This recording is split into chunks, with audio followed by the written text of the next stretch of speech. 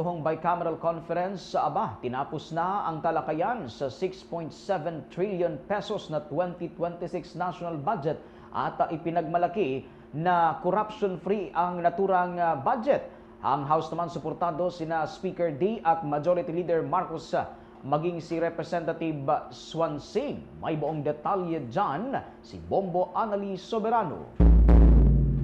Tinapos na ng Bicameral Conference Committee ng Kamara at Senado ang pagtalakay sa panukalang 6.793 trillion national budget para sa 2026 sa kabila ng mga naitalang pagkaantala. Dakong alas 2:22 kaninang madaling araw ng Huwebes natapos ang talakayan matapos ang mahigit 9 na oras na pagpupulong.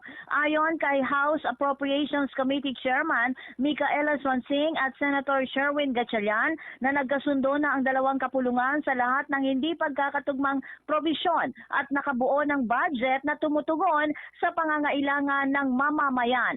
Ipinagmamalaki ni Swansing at Gatchalian na ang 2026 budget ay corruption-free, walang overpriced na projects at may mataas na antas ng transparency. Sa huling araw ng BICAM kahapon, tinalakay ang budget ng Department of Public Works and Highways, ang program appropriations at maging ang special purpose funds. Ibabalik na ngayon ang panukala sa Kamara at Senado para sa ratifikasyon bago ito isumite kay Pangulong Ferdinand Marcos Jr. para sa kanyang paglagda. Gayunman, maaring maging hamon ang ratifikasyon dahil sa bakasyon na ng ilang mambabatas, kaya kailangang matiyak na may quorum. Target na maipadala sa Pangulo ang budget bago ang December 29, 2025. Tinawag naman ni Representative Swansing na isang makasaysayang araw ang pagtatapos ng Bicameral Conference Committee matapos isagawa sa kauna-unahang pagkakataon ang live streaming ng BICAM proceedings. Ayon kay Swansing, patunay ito ng paninindigan ng Kongreso at Senado na maging bukas at tapat sa publiko ang mga talakayan lalo na sa usaping pambansang budget. Dagdag niya, umaasa siyang nakita ng mamamayan kung gaano pinaghirapan ng mga mambabatas ang pagbuo ng budget sa pamamagitan ng unang beses na bukas na pagdinig ng BICAM.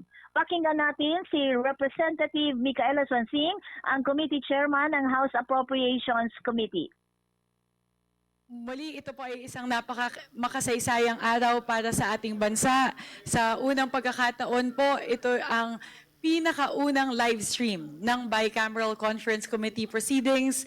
Ito po ang ating paninindigan na totoo yung sinasabi ng Kongreso at ng Senado na gusto na po naming buksan yung tabing sa usapin ng budget. And I hope now that our kababayans were able.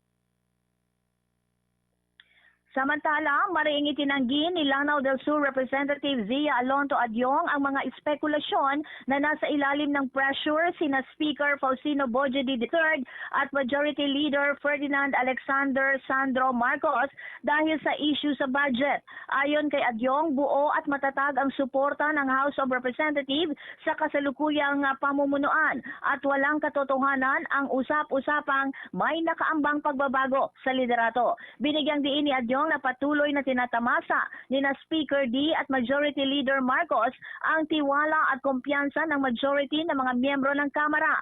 Ang pahayag ni Adyong ay kasunod ng mga pahayag ni Senator Panfilo Lacson na umano'y may banta sa pwesto ng dalawang opisyal dahil sa hindi pagkakaunawaan sa panukalang budget. Giit pa ni Adyong, walang basehan ang mga alegasyong ito at dapat malinaw kung saan nanggagaling ang ganitong impormasyon.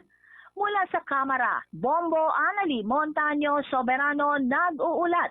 And this is Bombo Radio Philippines, the #1 and most trusted source of news and information. Basta Radio, Bombo! For the most trusted source of news and information, visit our website at www.bomboradio.com. Follow us on Bombo Radio mobile app, Facebook, YouTube, TikTok, and X, formerly Twitter.